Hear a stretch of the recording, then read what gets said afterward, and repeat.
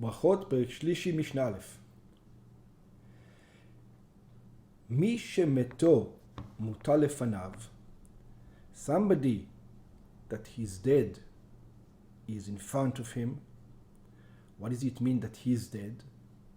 שמת לו אחד מקרוביו, died to him one of his close relatives, שהוא חייב להתאבל עליו, the ones that a person is obligated to mourn over them. ופירוש מוטל לפניו, so what did he say?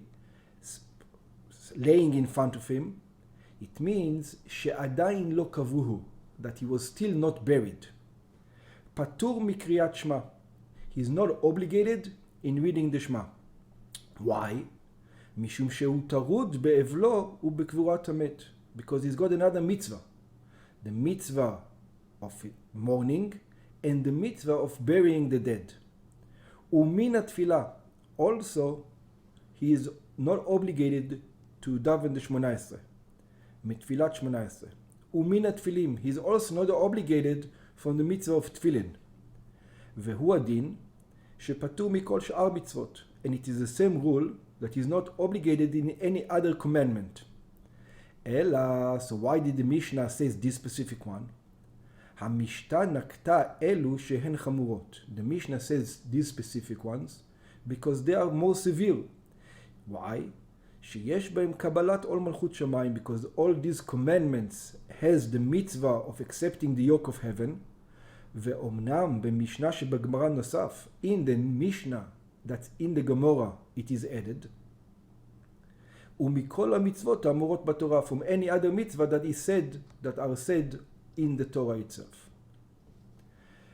נושאי המיטה, those people who carry the coffin, של המת בשעת הלוויה, of the dead person at the time of the funeral, וחילופיהם, and their interchange, the ones who change them, ואלו שיחליפו את נושאי המיטה, and the one who are going to change, the ones who carry the bed, the coffin, הראשונים ויבואו לשאת במקומם, they're going to come and take them their place, וחילופי חילופיהם, and also the ones who are going to exchange those ones, ואלו שיבואו להחליף את השניים, עת שלפני המיטה ועת שלאחר המיטה, those that before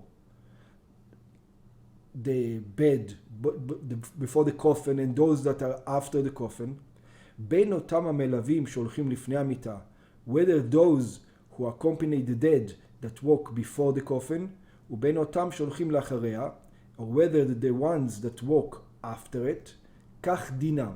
This is the rule. עת של המיטה צורך בהם, the one that the dead person needs them, which means that the ones who are busily carrying the coffin, שישאו אותה, that they're right now carrying the coffin, כלומר, כל אלה שצריכים לשאת מיטה, all those that need to carry the coffin itself, פטורים מקריאת שמע. They are not obligated in the reading of the Shema. ועת שאין למיטה צורך בהם, and all those that are not necessary for the carrying of the coffin at that time, אותם המלווים שאינם צריכים לשאת את המיטה, those accompanying the dead, that we don't need them to carry the coffin, כגון שאינם הולכים אלא ללוות את המם לכבודו, those people who are only going to the funeral in order to give honor to the dead, חייבים בקריאת שמע, all those are obligated in the reading of the Shema, ובתפילין, also in the putting on tefillin, שכן יכולים הם לקיימם דרך הליכה, because they can perform those mitzvahs while they're walking.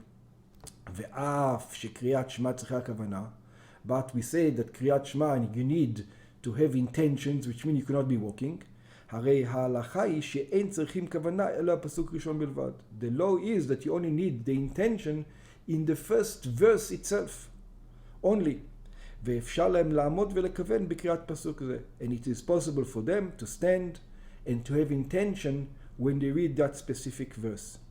אלו ואלו, these ones and these ones, בין נושאי המיטה ובין המלווים את המת, those who carry the bed, who carry the coffin, or those who are accompanying the dead, פטורים מן התפילה. So everybody is not obligated in the davening itself, in the 18. מתפילת 18, from the davening of the 18. Why?